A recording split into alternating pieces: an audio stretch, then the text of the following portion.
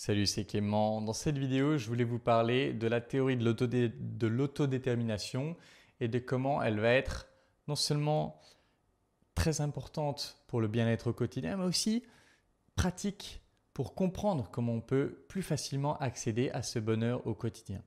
Et donc, pour commencer, je voulais vous parler brièvement des 3 besoins essentiels que mentionne Ryan et Deci dans leur théorie de l'autodétermination. Le premier besoin, c'est le besoin de relation. C'est le fait tout simplement d'avoir des relations de qualité avec les gens. Pas avec les gens, avec des gens. D'avoir un certain nombre de relations nourrissantes et importantes pour soi. Deuxièmement, le besoin de compétence. Donc ça, c'est très simple, c'est le besoin de se sentir compétent au quotidien, de se sentir à la hauteur de notre quotidien. Et le troisième besoin, c'est le besoin d'autonomie. C'est le fait de sentir que ce qu'on fait, on le fait par choix et pas parce qu'on est obligé, et de sentir qu'on est tout simplement sur ce chemin parce qu'on l'a voulu.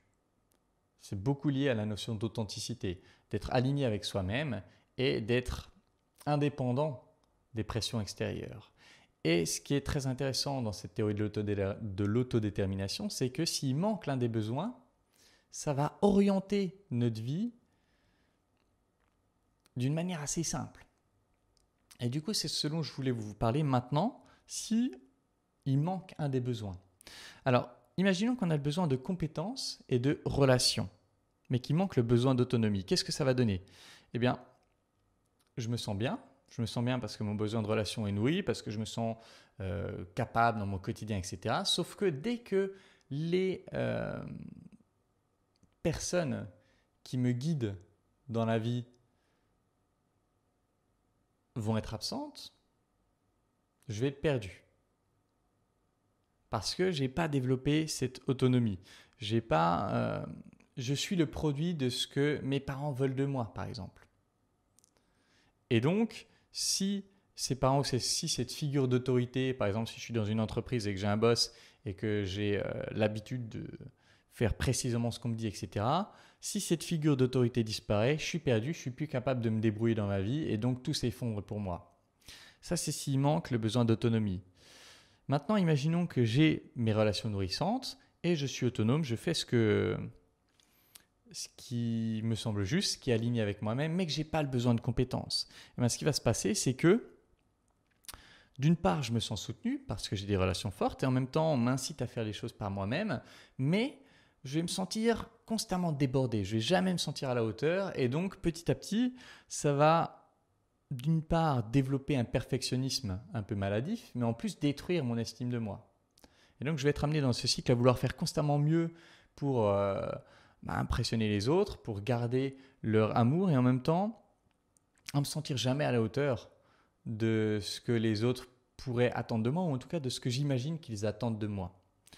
Troisièmement, imaginons que j'ai l'autonomie, je fais ce que je veux, je fais ce qui est aligné avec moi-même, et je mène la vie que j'ai envie de mener, et le besoin de compétences. Donc, je me sens capable dans la plupart des choses que je fais, mais en même temps, je n'ai pas de relation nourrissante. Qu'est-ce qui va se passer ? Eh bien, je vais être très bon, je vais être très compétent, très directif, très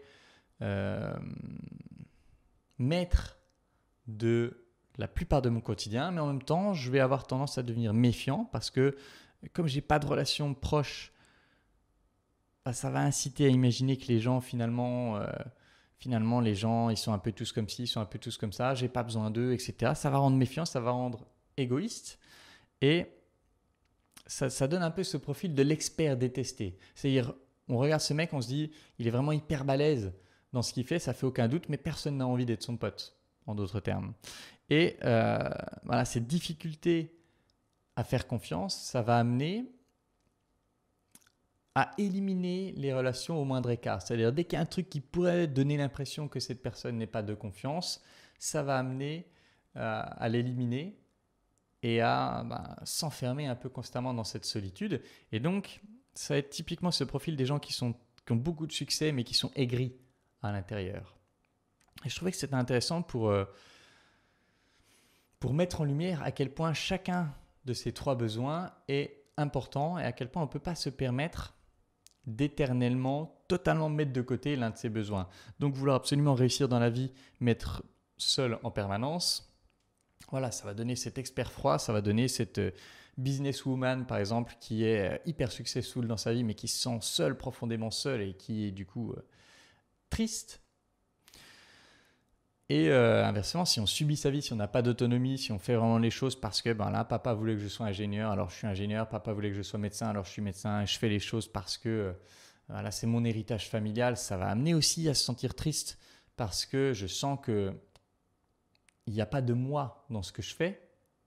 Et puis troisièmement, si je me sens jamais à la hauteur, quoi que je fasse, ce sera jamais assez bien, ça amène dans ce perfectionnisme qui va dévorer l'intérieur. Et donc, pour pouvoir se sentir heureux et épanoui, il est nécessaire de faire un travail sur ces 3 besoins, de travailler sur ces 3 chantiers de telle sorte que vous pouvez arriver à ce stade où, d'une part, vous vous sentez bon dans ce que vous faites, en plus, vous avez choisi de vous lancer sur ce chemin, et troisièmement, sur ce chemin et dans votre quotidien, vous nourrissez des relations profondes et des relations sincères qui vont vous soutenir dans cette épopée qui est la vie.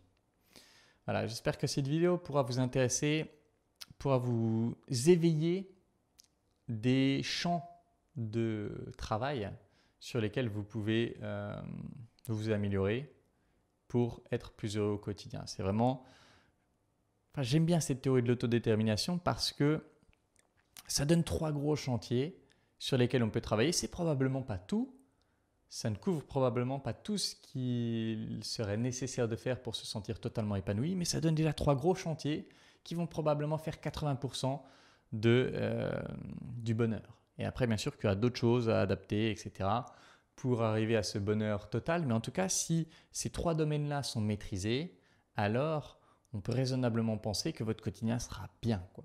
Après, bien sûr, il pourrait être mieux, il pourra toujours être mieux, vous pourrez toujours améliorer les choses, mais en tout cas, si vous avancez fortement sur ces 3 chantiers, il est évident que ça impactera fortement votre niveau de bonheur. Et donc, ça donne une bonne grille de lecture qui permet de savoir où on va, tout simplement, pour se sentir plus heureux. J'espère que cette vidéo vous aura aidé. Comme d'habitude, si vous voulez travailler avec moi, si vous voulez que je vous accompagne dans le fait de bosser sur l'un de ces 3 chantiers, n'hésitez pas à postuler à l'école des guerriers. Et c'est tout pour cette vidéo. En attendant la prochaine, je vous embrasse et je vous dis à bientôt. Ciao.